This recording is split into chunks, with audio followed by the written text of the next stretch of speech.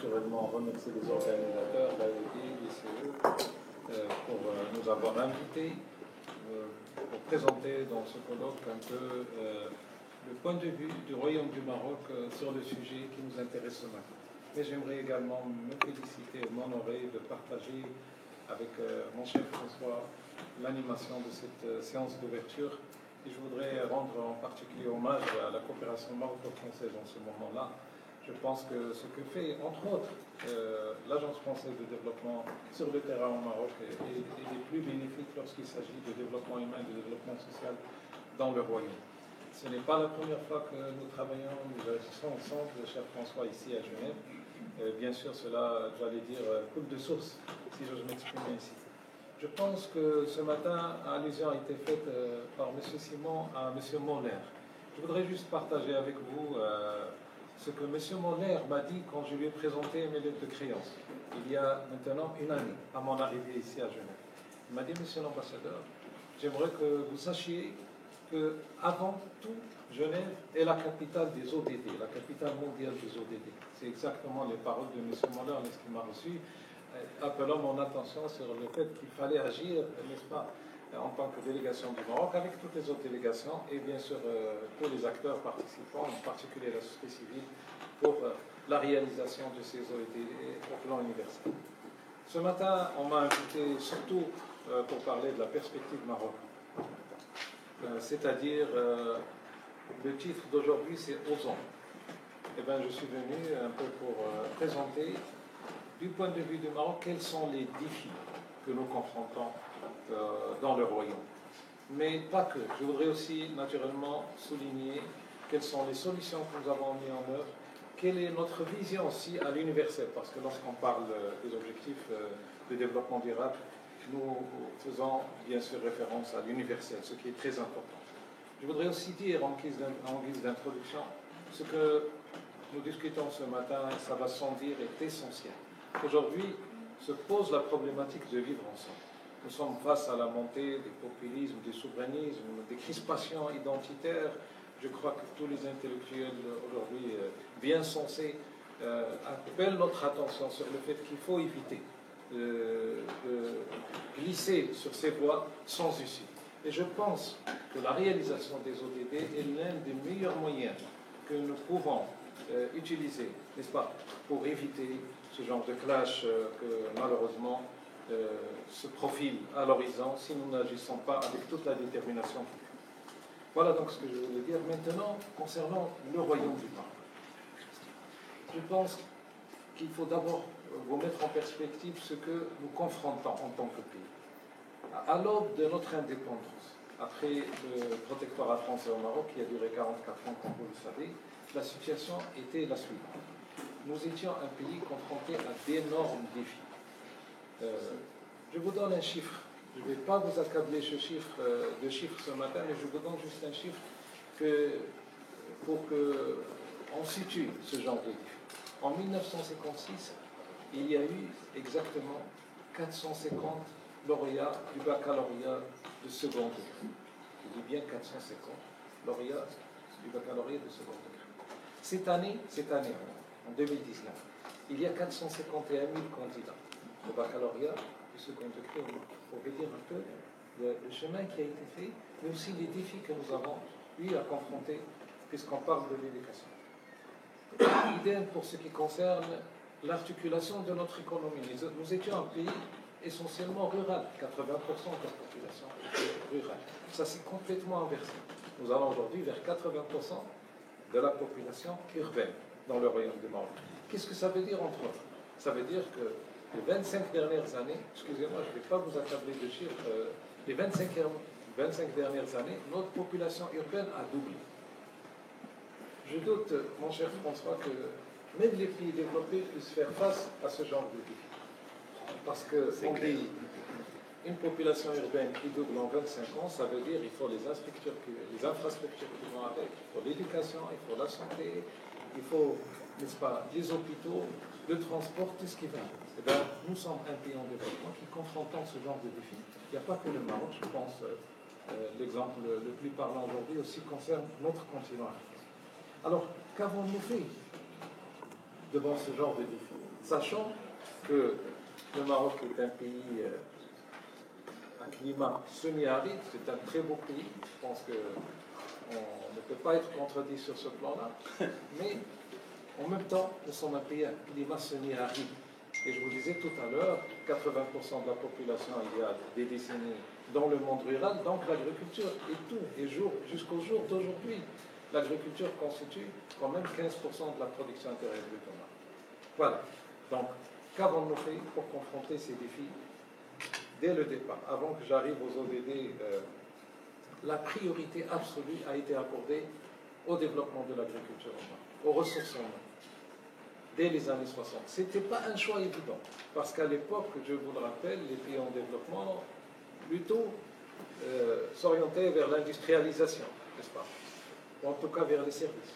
Parce que c'était un peu l'idée qui dominait à cette époque-là. Et le choix du Maroc a été assez original, et je pense très juste, de nous focaliser d'abord, d'assurer la sécurité alimentaire de notre population. C'est très important. Cela a été fait. Au jour d'aujourd'hui, effectivement, le Maroc, du point de vue européen en tout cas, peut être considéré comme une puissance agricole, parce que nous sommes un partenaire commercial très important sur ce plan-là. Pour les autres domaines qui concernent le développement humain, il y a aussi, comme je vous l'ai dit, des défis énormes qui ont été relevés en matière d'éducation, de santé. Nous sommes aujourd'hui, n'est-ce pas, à un taux de scolarisation de 100%, très important. Pour ce qui concerne le domaine de la santé, c'est beaucoup plus difficile.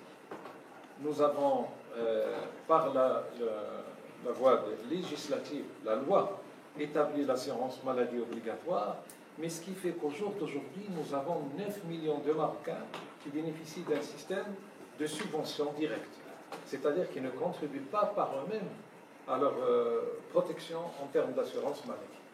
Je dis bien 9 millions de Marocains. Quand on prend les schémas au niveau global, au niveau mondial, n'est-ce pas? En général, la structure des dépenses dans le domaine de la santé, 50% c'est le contributeur lui-même. 25%, sinon plus, c'est les assurances. Et 25%, le reste, ce sont des subventions publiques, privées, etc. Au Maroc, c'est un défi énorme, parlant des objectifs du développement durable. Aujourd'hui, n'est-ce pas, 50% ce sont des subventions. Et uniquement 25% pour les contributeurs. Donc voilà un peu les genres de défis que nous confrontons, mais que nous cherchons à relever. Grâce à une volonté politique absolue, je crois que Simon parlait tout à l'heure de la fibre sociale qui est derrière les ODD. Permettez-moi de vous dire que notre chef d'État, Sa Majesté le roi Mahmoud VI, a une fibre sociale extrêmement pointue et qui se vérifie au jour le jour sur le terrain. Et c'est lui-même, Sa Majesté en tant que chef d'État, qui guide ces politiques visant le développement humain, le développement social, la réalisation des objectifs du développement durable dans notre pays. Très bien, je dois aller très vite. Voilà. Cette volonté politique a abouti au résultat suivant. Aujourd'hui, nous avons un accès à 100% à l'eau potable dans notre pays. Nous avons un accès à 100% à l'électricité. Et nous sommes passés en quelque sorte à la réalisation d'une deuxième génération des ODD, qui est très importante, qui figure dans nos textes fondamentaux, dans notre Constitution. Et en particulier, je veux parler de la réalisation des droits de l'homme dans leur acception universelle. Le Maroc est un pays qui aujourd'hui développe une culture des droits de l'homme. Je ne suis pas ici venu pour faire de la propagande, ce sont des vérités que nous vivons aujourd'hui. Nous avons une société qui s'articule elle-même. Il y a d'ailleurs, n'est-ce pas, un mouvement associatif très important qui s'est développé au Maroc. Nos amis qui sont sur le terrain peuvent en juger. Donc, les droits de l'homme, y compris ce qui est essentiel, ce qui est aussi un principe constitutionnel au jour d'aujourd'hui au Maroc, la parité homme-femme. Je dis bien, c'est un principe constitutionnel, c'est-à-dire que les autorités publiques, le pouvoir public sont dans l'obligation de l'assurer et nous allons dans ce point. Maintenant, pour ce qui concerne l'environnement, on a parlé de la contribution du Maroc à tout le processus qui vise à préserver le climat, la COP22 en particulier, après la COP21 très réussie en France. Mais ce n'est pas que des paroles jetées en l'air. Si vous analysez aujourd'hui ce que fait le Maroc dans le domaine des énergies renouvelables, nous sommes, j'ose l'exprimer ainsi, une puissance mondiale dans ce domaine. Nous sommes l'un des pays les plus avancés en matière d'introduction d'énergie solaire. Ce n'est pas uniquement des programmes, ce sont des réalisations qui sont déjà sur le terrain. Et j'ai dit tout à l'heure, avant de rentrer en salle, à une de mes interlocutrices, nous allons en 2020 avoir une couverture de 40% de notre énergie par les ressources renouvelables, ce qui est fondamental pour un pays comme le Maroc, avec un taux de croissance de consommation important. Il y a beaucoup de stratégies sectorielles, je n'ai pas le temps malheureusement de rentrer. Nous avons intégré cette approche universelle dans toutes les stratégies sectorielles. L'environnement, la santé, l'éducation, la parité, etc. Nous avons des stratégies sectorielles de développement au Maroc qui ont toutes intégré la philosophie des ODD, mais beaucoup plus que cela. Sa Majesté le Roi du Maroc, dans un discours d'il y a à peu près une année, a invité tous les acteurs à revoir le modèle de développement du Maroc. Nous sommes un pays qui a énormément investi en termes d'infrastructures. Si vous visitez aujourd'hui le Maroc, en termes de ports, d'autoroutes, d'aéroports, n'est-ce pas, de toutes sortes d'infrastructures, d'aménagement-développement, un travail colossal a été fait, qui a nécessité des investissements énormes. Mais un peu au détriment, il faut le reconnaître, du développement humain. Et au jour d'aujourd'hui, tous les acteurs, je fais en particulier allusion, bien sûr, aux acteurs institutionnels, le Parlement, le Conseil économique, social et environnemental, les partis politiques ont été invités à imaginer, à définir, à déterminer un nouveau modèle social faisant du développement humain la priorité pour les décennies à venir, en tout cas pour le futur immédiat. C'est un modèle qui devrait donc être présenté, introduit, après mûre réflexion avec tout le travail, y compris via la coopération internationale. Alors, la coopération internationale, je conclue, M. Robino, avec ça. Le Maroc agit.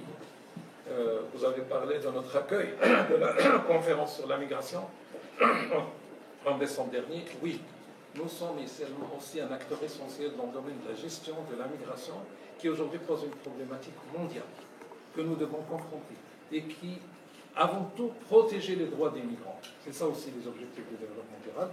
En termes de coopération internationale, nous sommes un acteur aussi, le Royaume du Maroc, sur le continent africain, où des défis très importants se posent.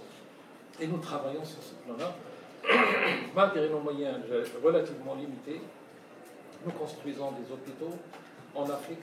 On travaille beaucoup en matière de formation, en matière de partage d'expérience. Je parlais tout à l'heure de ces programmes qui ont réussi au Maroc de connexion à l'eau et d'électricité. Nous partageons ces expériences sur le plan, concret en Afrique. Voilà ce que j'avais à dire en guise d'introduction. Et je vous souhaite plein de réussite de votre colloque, madame et messieurs. Merci beaucoup.